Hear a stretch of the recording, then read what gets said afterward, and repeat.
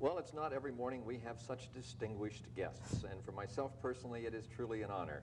They are the tops in their business. They are Tony and Tennille, the captain and Tennille. They're opening tonight at the Sahara Hotel, right. And I suppose you're probably getting the red carpet treatment. Yes, they've been very nice to us. It's the first time we've been at the Sahara. We've done the MGM and the Hilton and the Riviera before. This is our first time at the Sahara. And how do you relate to it, Daryl? Does it feel okay to you, the Sahara? The Sahara, I'll let, first night, then I'll let you know. Well, this is going to be it, so I'll be checking. We saw the showroom, and it looks real nice. Our technical crew always goes in a week or so ahead to make sure that everything's fine and that we'll fit on the stage and that the sound system is okay. So what I noticed is we used to play at the Hilton, you know, and that place is so big. You know, that's right. And you're like 30 feet away from the nearest person. Oh, yeah. You know, and you ask for audience participation, and you wonder, you know, when the time lapse, how long it'll take to get back. So it should work out. That's interesting. He says it has a nice intimacy. I think it only holds about 800, 900 people, which is good. Have you had to live with his musical critique since joining him? Well, you know, Daryl is pretty good about that. He doesn't really critique. He sometimes suggests, particularly when I'm writing, but he's very, very good, and I respect what he has to say. So anything that he says, I don't mind. Well, I would say by your recordings that they speak for themselves. They are, all of them are fabulous pieces, and you have so many, we would be here for a while talking about them all. Do you have total control on them, Daryl, or do you divide it up between the two of you? It depends on the song. I mean, sometimes I need a little help, sometimes Tony needs a little help, you know. So I think we work good as a team, you know, we work off of each other. Daryl is really the last word in the production. He is the final say. Now, I can make a suggestion, Daryl, the violins are not loud enough, or Daryl, the drums too loud or something in the final mix, but he makes the final decision. As you know, Tony, we carried your show here on Channel 5. I don't know what the run was on it, the length of time, but we had the very first show to the very We did over 100 shows. Were there over 100? Uh-huh.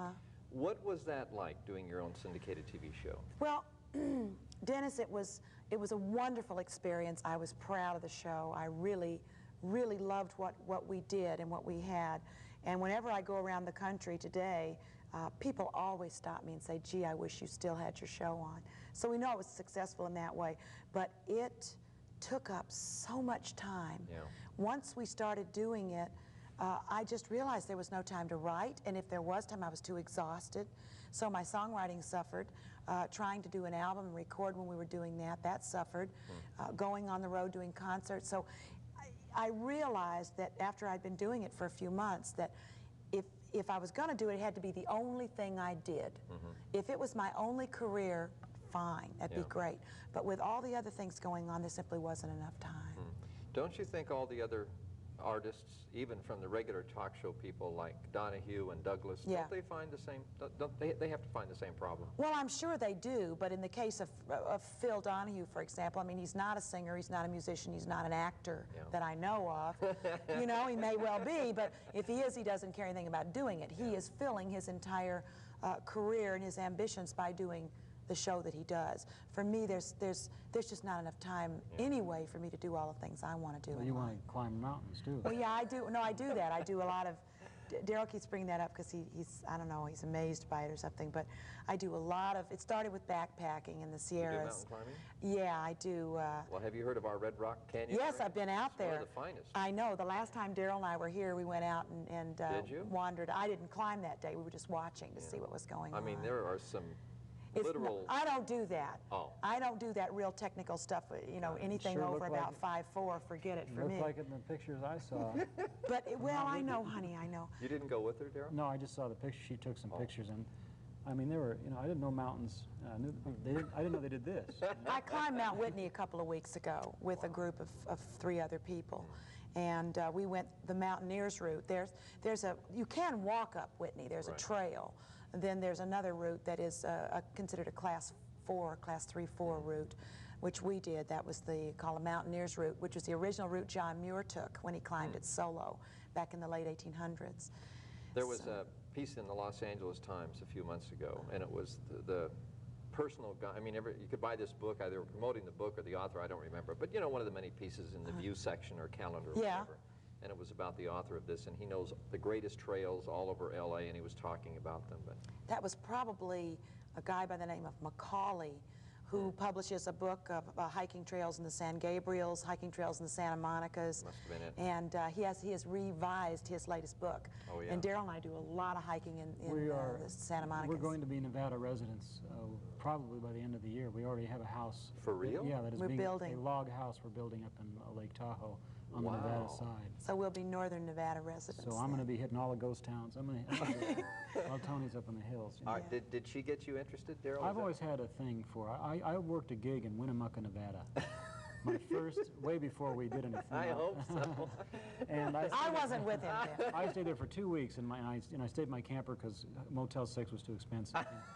So I went out in the ghost towns just about every day, and I love it out here. You know, I love the desert. He's got a birthday coming up during this engagement, as a matter of fact, and he's already put his order in to me for a metal detector for his birthday. He wants to go out and find all the old dumps where in the old ghost towns, they would dump their trash and stuff, but you can find treasures there now. Well, I have wanted to get started myself personally, but I haven't. But I know in this immediate area that we're in, I'm talking about 20 miles, 30 miles, there's all kinds of caves. Yeah, this is fascinating. And I think the Aztecs or some South American tribe used to come up through this area of the country. Maybe the Mayans or something. I don't know if it was for turquoise or what it was, but there's all kinds of history about this particular area Oh, yeah. of the United States that goes back, you know, to... The limo driver we had yesterday owns a gold mine 17 miles north of Las Vegas or somewhere, he said. And, What's this? and he told me that, hey, I get around. He told me the right kind of a metal detector to buy for you, Daryl. Great.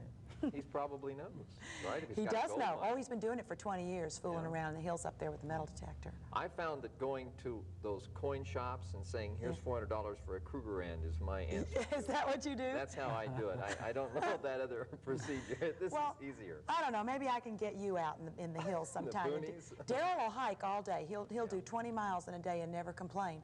But the minute he has to sleep out under the stars, it's over. Got it. You know, he's got to Well, if you got a camper, you could do a semi under the stars. I'm cool. You can't get up Mount Whitney in a camper. Okay, we'll be back with this very fabulous duo opening tonight. It's the Sahara Hotel, the Captain and Tennillle, but first we're going to take a break. We'll be right back.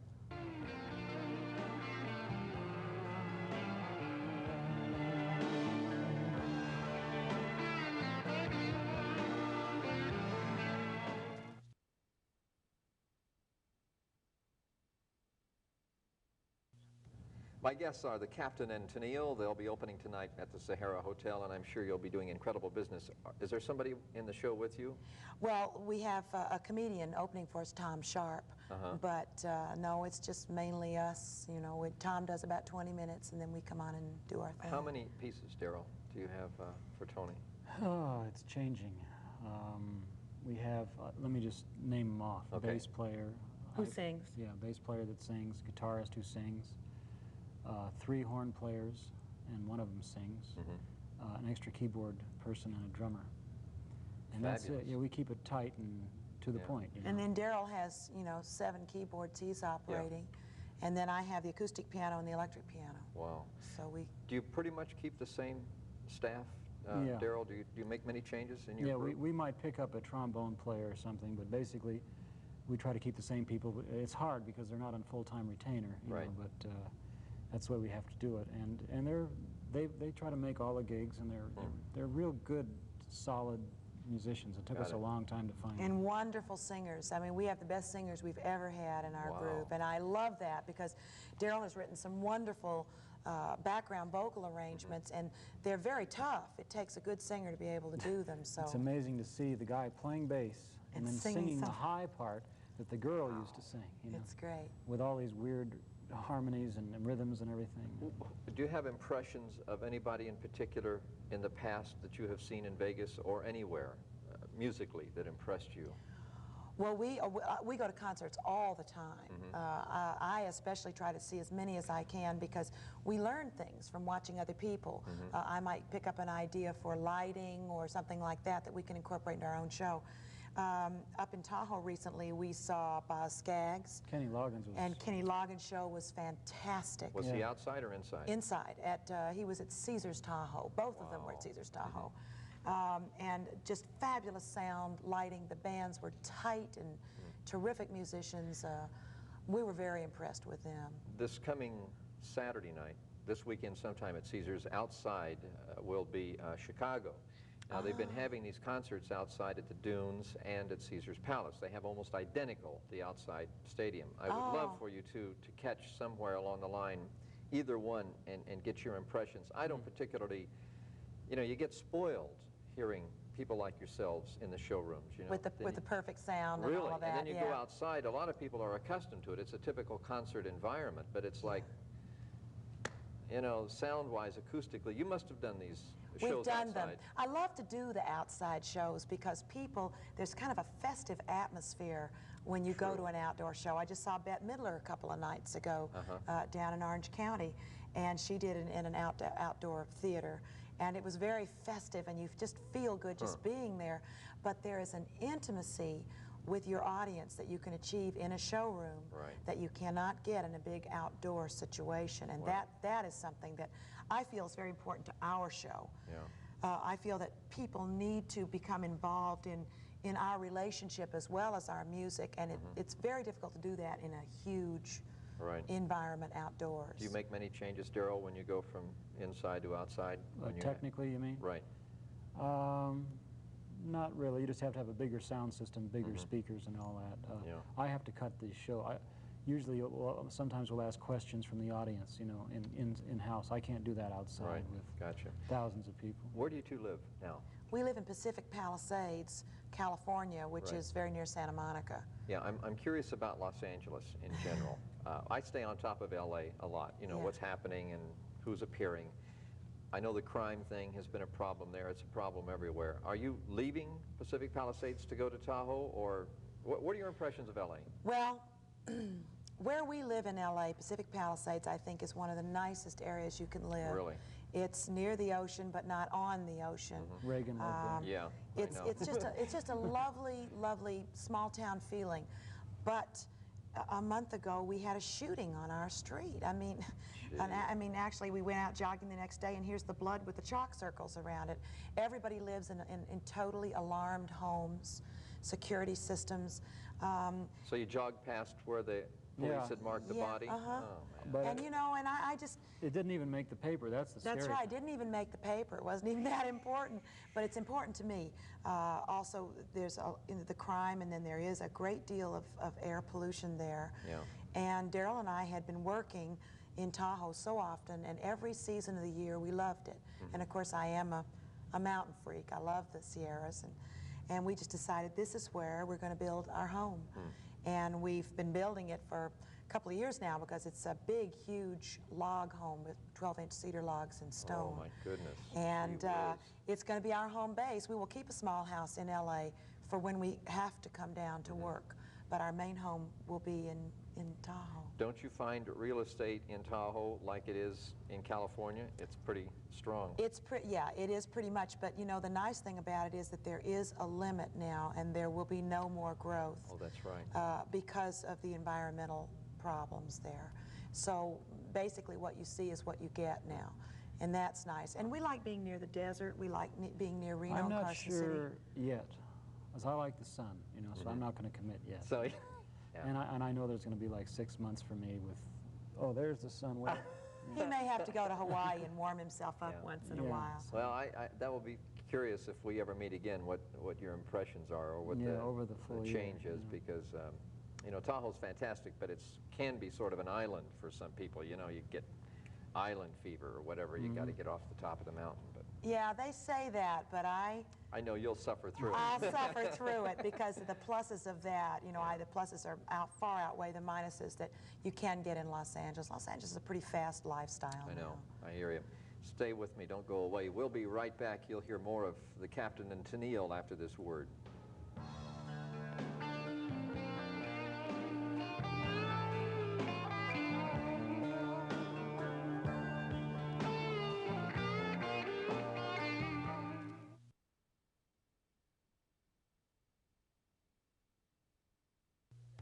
My guests are the captain and Tennillle, and we were just discussing their recording studio, which I'll be honest with you about, Daryl, I didn't know about, but give me some of the names of the people that have been through there. Let's see, Bob Seger mixed his album there, and Stevie Nicks mixed her album there, her latest one. Gee whiz. Tom And Petty and Survivor. the Heartbreakers and Survivor did their whole album, and the Eye of the Tiger album, and their latest one that they'll be coming out with. Bette Midler. Wow. Bette Kenny Midler. Loggins has been in there. Perry Como did his TV show. And Don Felder from the Eagles has been in there. So we've had a lot of big wow. names. What's the name of it, the recording studio? Rumbo. Just think of Dumbo with an R. Rumbo. Wow. And you're in, you said Canoga Park. Yeah. Is it constantly busy? It's, well, considering the state of the music business, I'd say it's doing pretty well, you know. It's busy enough that we can't get in there when we want to. In fact, there have been a couple of times in the past few months that we've been forced to go to another studio because we can't get in our own. So that's good and bad, because the original plan was that these other artists would support the studio when we didn't need it, you see. And now that when we need it, we can't get in it anymore. The reason they come there is we have a board called a Neve. It's a mixing console called a Neve, and it has 48 separate tracks. And that's hard to find. You know, that means you can put a bass on one, piano on another, go all the way down to 48. 48. And then it's all automated, meaning you can mix your... Computer mix capabilities. Oh, you can goodness. mix the song down and watch the bass slider go up all through the song automatically. It memorizes your moves, all 48. So it saves a lot of time, and it's become very popular because of that. Tony, about your talk show, was that a love you had had for a long time and finally got going? Yeah, you know, my mom had one of the original talk shows in Montgomery, Alabama when I was growing up. And she was very, very good at it. And I had always thought it was something that I would be able to do well. And the opportunity was presented to me, and I said, you know, when the door opens like that, you don't slam it, you give it a chance. Was it Westinghouse? Who was oh boy, now you're asking me, I can't remember who. Well, somebody it like wasn't that. Westinghouse, no. No, it was MCA. MCA. MCA, yeah. And it was syndicated throughout the country? Yes, Like it was here on Channel 5? Yes, in fact, it was syndicated into my old hometown on the very station my mother had her show. So that was kind of exciting. In fact, it was very big in that town. We were on prime time, as a matter of fact. At 7 o'clock at night in Alabama. That's prime time. Can those be rerun, or are they dated too much? Well, I think they're probably dated now because of the guests we had on. Your hair's a little different. Yeah, my hair's different too.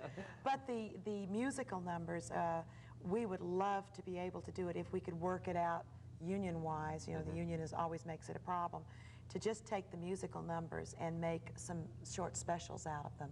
Because we had some magnificent musical numbers, and I did duets with some great people like Teddy Pendergrass and people like that I would love to be able to put into a special, musical special.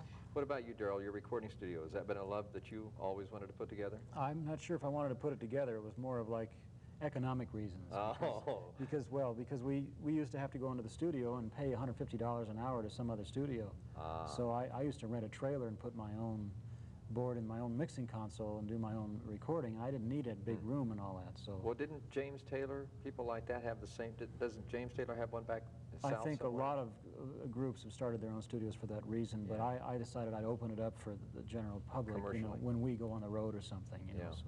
How many people on staff? There's about 4. There's just a secretary, a chief engineer, maintenance person, and a studio manager. But then the other people that go out with us on the road are available to do maintenance work and things like that. I mean, by maintenance work, I mean on the board, electronic maintenance work when we're not on the road, tape machines and things. Tony, as far as material that comes by, is it all your own material between you and Daryl, or are you always looking for what may come past you? Always looking, always looking. And how do you look? Do you contact publishing companies? Yes, my sister Louisa handles all of that for us, and we're getting ready to do an album and we need material, then she contacts publishing companies that we have gotten some good stuff from in the past and says, you know, Tony and Daryl are looking, and what do you have available? And then they will begin to submit things that they think are suitable.